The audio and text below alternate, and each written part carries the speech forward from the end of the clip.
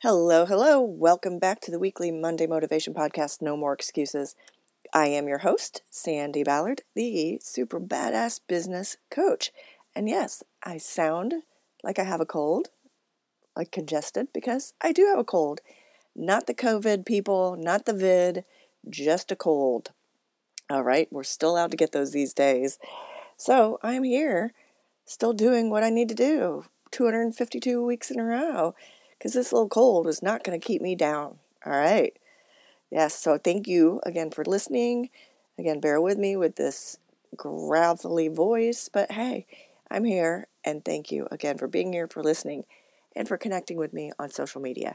And if you have not connected with me on social media, please do. And like I've been preaching, please make sure you note that you are a listener, so I can follow you back and not just think you're somebody trying to sell me on whatever shit you're trying to do, because we're all selling, right?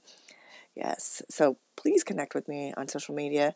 My business Facebook page is growing forward success coaching, and badass business coach on Instagram and LinkedIn.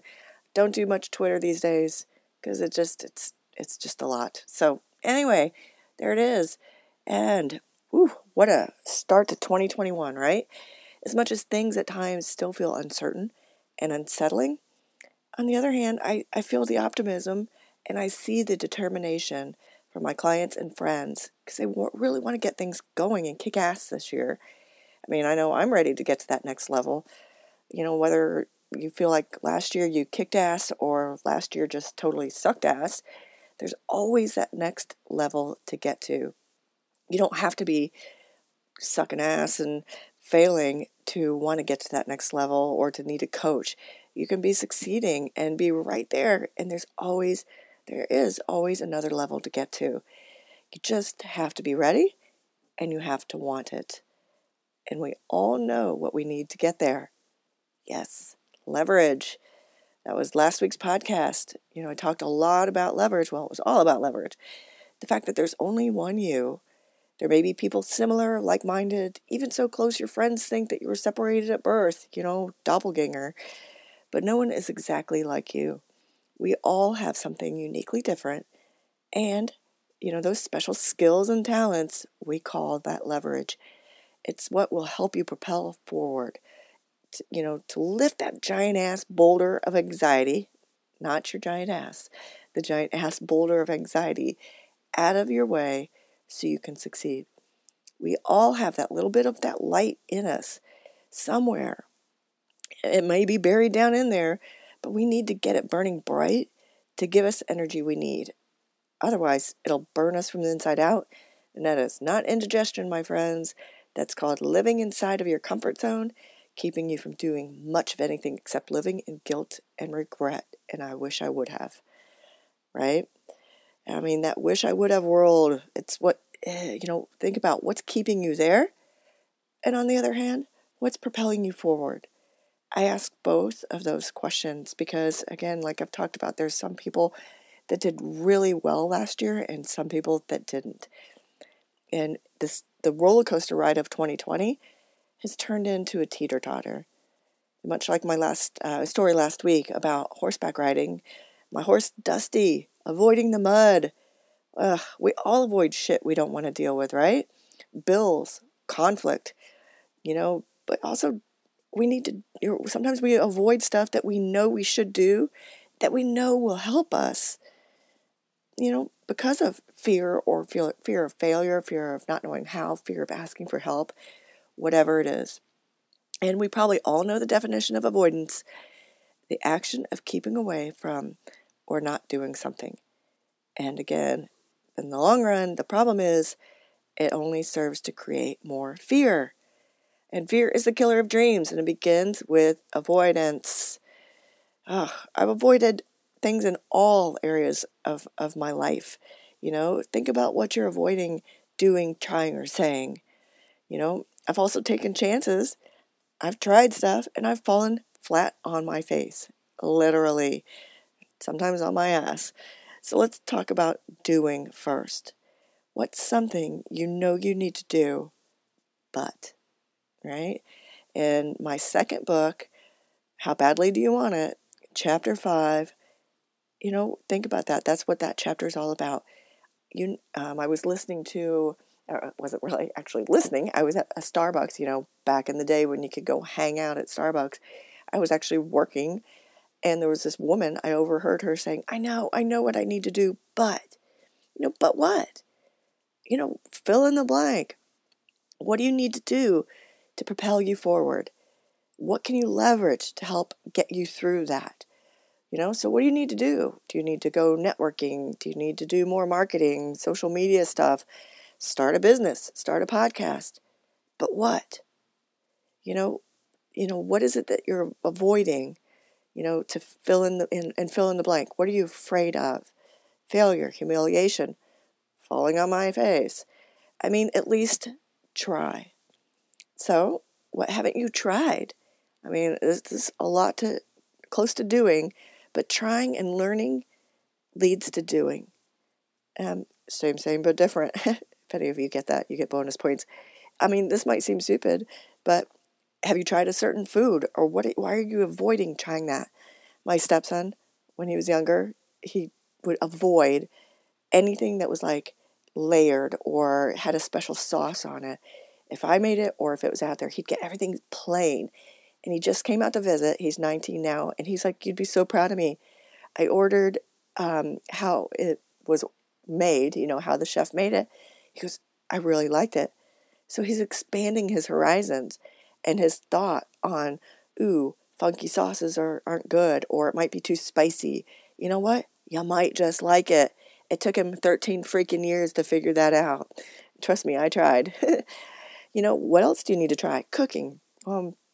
During the pandemic, a friend of mine in Indiana, she realized she actually likes to cook, and she's pretty damn good at it. She used to say she hates to cook, right? So what else do you need to try that can propel you forward and help you learn new things, right? Maybe you need to try teaching, speaking. I remember the first time my job, this was many moons ago, required me to speak. And it was the first time I just started this job. I had to speak to 250 people. I didn't get a chance to try. I had to do it. I love big events, the energy. I miss them so much right now. But I had never spoken to more than, maybe 30 people at a networking group, and that was only for like 10 minutes. But this was my show. Oh, God, my armpits were sweating like crazy. So I actually sat in the front, did not turn around to see what 250 people looked like until I got up on stage. And as my daughter said, Mom, just take a deep breath. Put your arms up, which you couldn't because you're you can. Stand on stage, do the power pose, whatever. I took a deep breath, and I just let my personality and my energy shine. And luckily, I loved it, and I didn't die, and it wasn't that hard. And I've done it a lot more since. I've walked in, and I've spoken to as few groups or as few people as 5 up to 450, and there's so many things that we're afraid to try.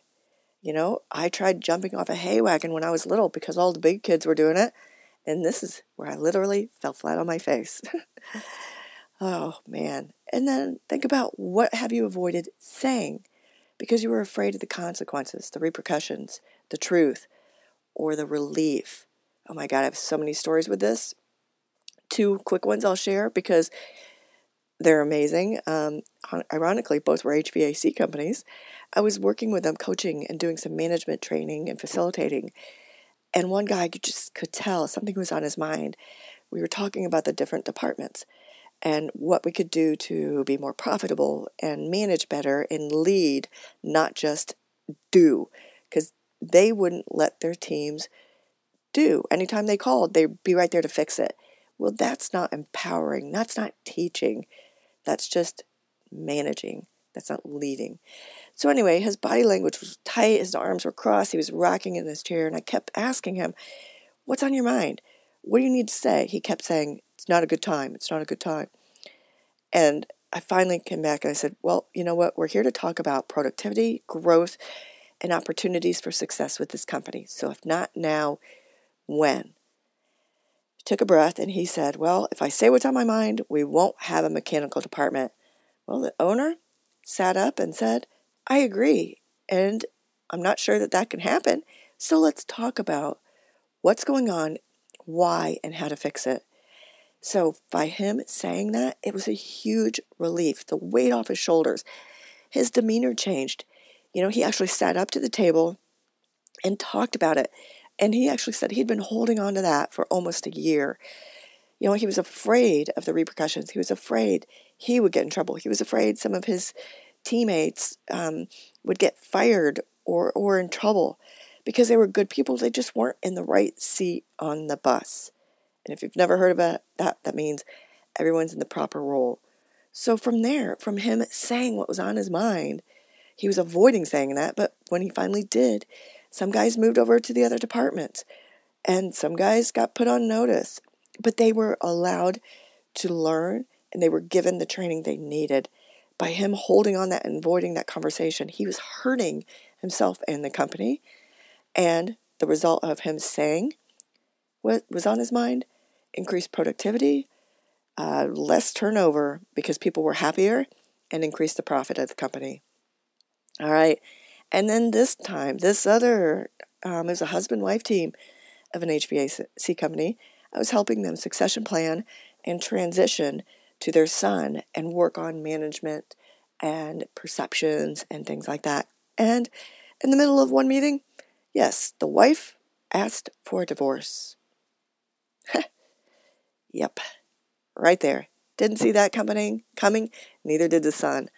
And yeah, it happened right there.